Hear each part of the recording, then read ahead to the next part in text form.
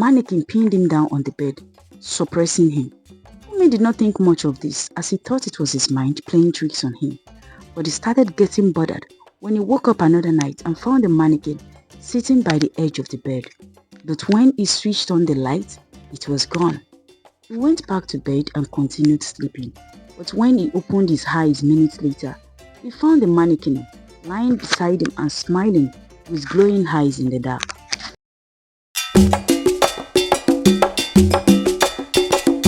Once upon a time, in a Nigerian village called Araromi, there lived a young man called Kunmi.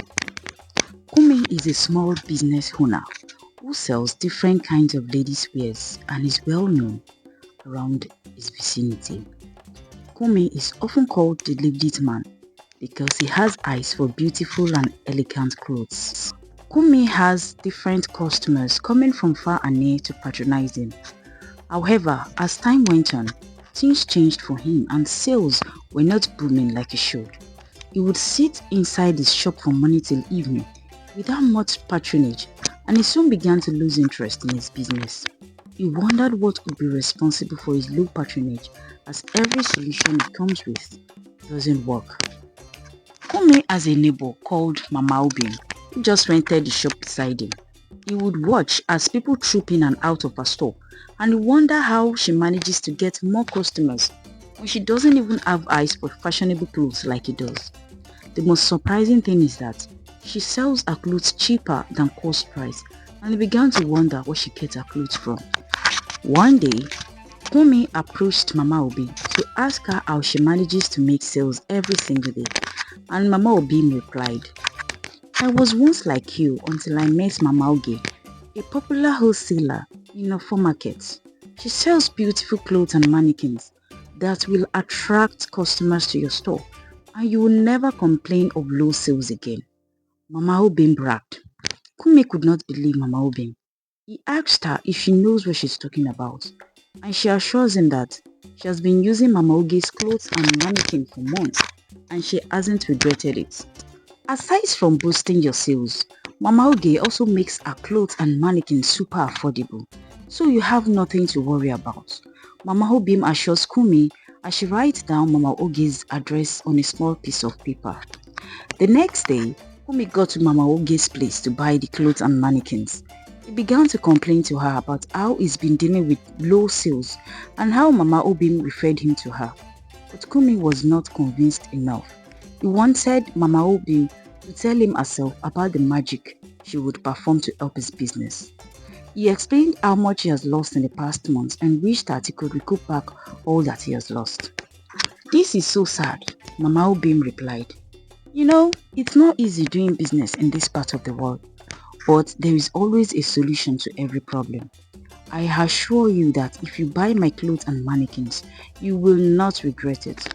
Mama Oge said as she showed Kunmi a beautiful mannequin and bag of clothes. "As soon as you wear these clothes on this mannequin, you will always sell them on that same day," Mama Obim said, showing him the dresses. Kunmi laughed because he thought she was joking, but she kept a straight face. "Are you sure? How exactly is it possible that I will start making sales because of ordinary mannequin?" He stopped laughing and asked the woman. "Of course, I'm serious," she replied with all seriousness. "If that is true, why then do you want to sell the mannequin? Why not use it for your business?" Kunmi asked. "I am not greedy, young man.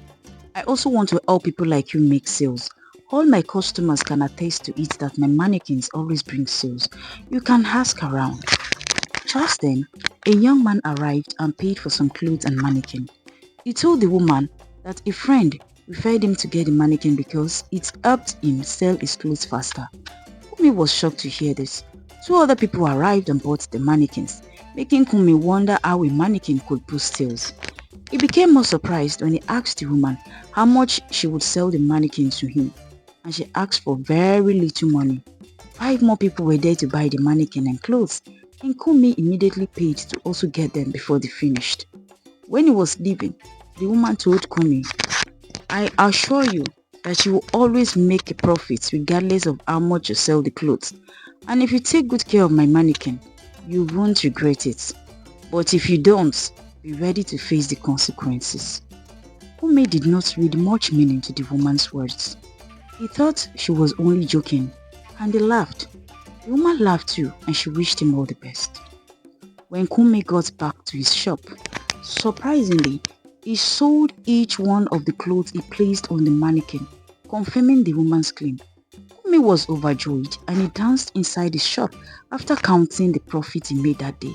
He went to Mama Ogi and thanked her very well for introducing him to her customer. Days passed and sales continued to improve. Kunmi would replace the mannequin clothes as soon as someone buys the present one, and the circle continues. He went to the woman to get more mannequins, and the woman told him the same thing. Soon, Kunmi's business blossomed and he became well known around his vicinity. He was once again a happy man as his business was booming and he had nothing to worry about. But something changed about Kunmi since he bought the mannequins. He found himself dreaming about them at night, and many times they would try to sleep with him. Sometimes he would notice that the mannequins had moved from their original positions in the shop, and sometimes he would hear them hissing. But he never paid much attention to these events because he was making sales.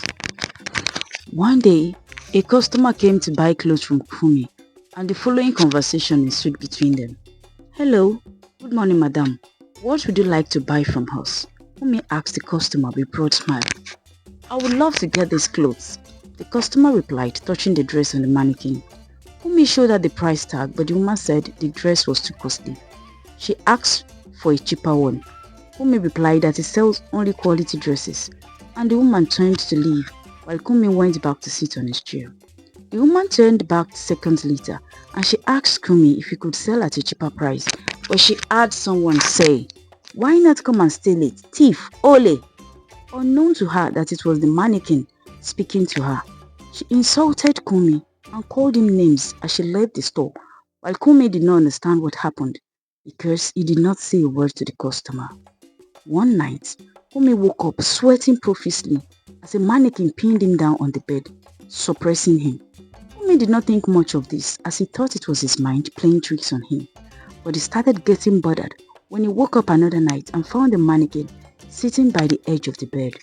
But when he switched on the light, it was gone. He went back to bed and continued sleeping, but when he opened his eyes minutes later, he found the mannequin lying beside him and smiling with glowing eyes in the dark. He jumped out of the bed and switched on the light, but again, the mannequin was gone. That night, Kunmi could not sleep again and he sat on the bed until daybreak. He quickly rushed to the shop as soon as he could, but he found the mannequin at his shop. At this point, he confirmed that he must be dreaming as he wasn't so sure of what to believe now. But something tells him that the mannequin was in his room the previous night. Days passed and Kunmi expected to see the mannequin again, but it did not happen. With this realization, Kunmi concluded that he must be hallucinating because he lives alone. So he began to think of how to get married to his girlfriend, Amanda, thinking he was having strange nightmares because he was alone. Days later, he proposed to Amanda and she accepted his proposal. He paid a dowry and they got married. She moved in after their wedding and the two began to live together as husband and wife. A few days after Amanda arrived, Kunmi woke up by 2:30 a.m. to find someone sleeping beside him with a back turned at him. He thought it was Amanda, but he was surprised because Amanda had woken him up by 2 a.m. to tell him to come pray with her in the sitting room. "My husband, the prayer will last just for 1 hour. We'll go back to sleep by 3 a.m. Amanda tried to convince Kunmi, but he was so tired that he asked her to go and he would join her later. So Kunmi was surprised to see her there. He tried to wake her up by tapping her arms gently, but she was fast asleep. He turned his back to her and went back to sleep. A few minutes later, he felt her arm wrapped around him and she began to caress his chest. He tried to stop her, but she seemed stronger than him. She jumped on his stomach and tried to remove his boxers. Kunmi tried to switch on the light, but she held his hand tightly and removed it from the switch. She began to kiss him again and Amanda entered just then. Kunmi was surprised when he saw Amanda and he jumped up from the bed. He did not understand if what just happened was a dream or real because nobody was with him in the room. He asked her if she was there earlier, but her mother told him she had been praying in the sitting room and she was in the room because she heard some noise. Kunmi did not know what to do. He just replied that everything was fine and Amanda went back to continue praying. But Kunmi was scared and he could not go back to bed again. He came out of his room by 6 to find Amanda praying again. He sat beside her as she prayed and he muttered amen. Amanda greeted and asked him if he had a good night's rest and Kunmi replied that he did not. When she asked why, he replied, I could not sleep well because of what happened at midnight. Honestly, someone was in the room with me while you prayed, and the person somehow left when you entered the room. Of course I did pray, but I fell asleep after a few minutes into the prayer. Amanda replied. She was surprised as she didn't understand what Kunmi was saying. I don't know what you're talking about, Kunmi. I was here all night. Although at one point I heard some noise in your room at midnight. But I thought you might be watching a movie or something. But I was so weak that I could not even get up on the chair to go back to the room. Kunmi could not believe his ears. He asked Amanda if she was sure of what she was saying, and she assured him that she was super sure. Again, Kunmi felt he must have been dreaming, and he shrugged it off. Kunmi got to the shop that morning feeling uneasy. When he got to where he kept the mannequins, he found them smiling and they seemed to be in dancing position. This was surprising because the mannequins were not smiling when he put them. Kunmi started thinking that he might be going crazy. He called Amanda to come quickly to the shop. When she got there, he asked her to look at the mannequins closely and see if anything had changed. Amanda was surprised at Kunmi. She looked at the mannequins and replied, nothing had changed about them. Why did you ask and why have you been behaving strangely since morning? He explained to Amanda that he thinks he might have seen the mannequin in their room the previous night, but Amanda let out a loud laugh. Why would you say something like that? Is a mannequin human or did it develop legs to move around? Please don't let anyone hear this or they will think you're crazy. But why wouldn't you believe me? I actually thought it was you. At one point, I was suppressed on the bed and I could not get up. I just didn't know what to think at that moment. I think I was intimate with you, but it was like a dream or something. Kunmi replied, unsure of what to believe. Amanda gave up at this point as she heaved a heavy sigh. She changed the topic and they carried on with the day's activities. A few days later, Amanda woke up by 3 a.m. to pray again in the sitting room. At one point, she heard noises coming from Kunmi's room. At first, she wanted to continue her prayers, but she decided to check to be sure. She opened the door slightly and the sight that met her shocked her to her bone marrow. She met the mannequin sitting on Kunmi's groin trying to pull his boxers. She looked closely and found Kunmi fast asleep. She covered her mouth in shock as the mannequin moved to kiss Kunmi on the lips and it heard a shocking gasp. It moved its head towards the door and Amanda quickly went back to continue praying in the sitting room. As she prayed, she was sweating and shivering. The mannequin walked to where she was praying and it began to press her neck. Amanda kept praying and moments later, the mannequin disappeared. Amanda opened her eyes and screamed to call out Kunmi, but her voice was gone. She tried to tell Kunmi about the mannequin, but she could not say a word. Kunmi tried everything to understand her, but he could not.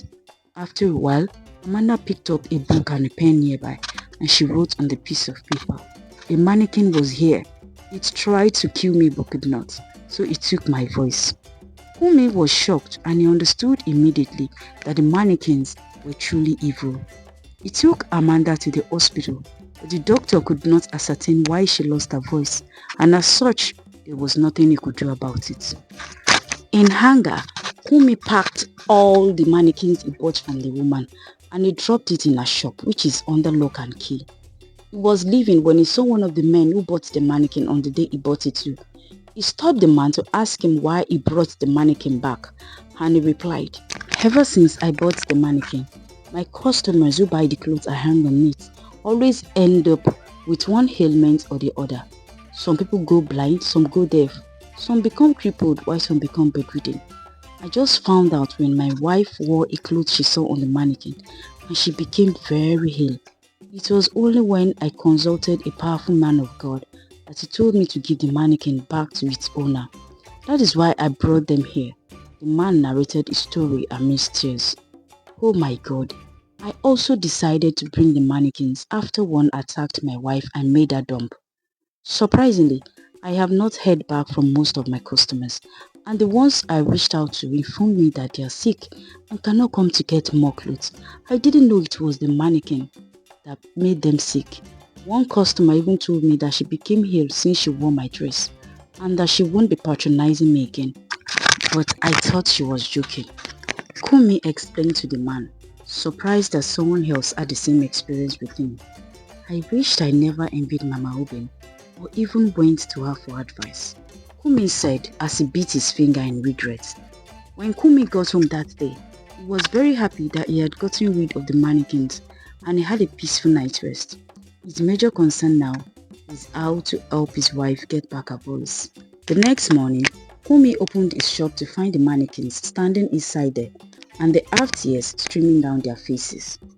When he looked closer, he found blood gushing out of the mannequins' eyes and he heard them crying like humans. He screamed at the sight of this strange occurrence and he ran up to alert his neighbors. When people got there, they were surprised because there was no blood anywhere. But Kome continued pointing at the mannequins, screaming, "Blood, blood."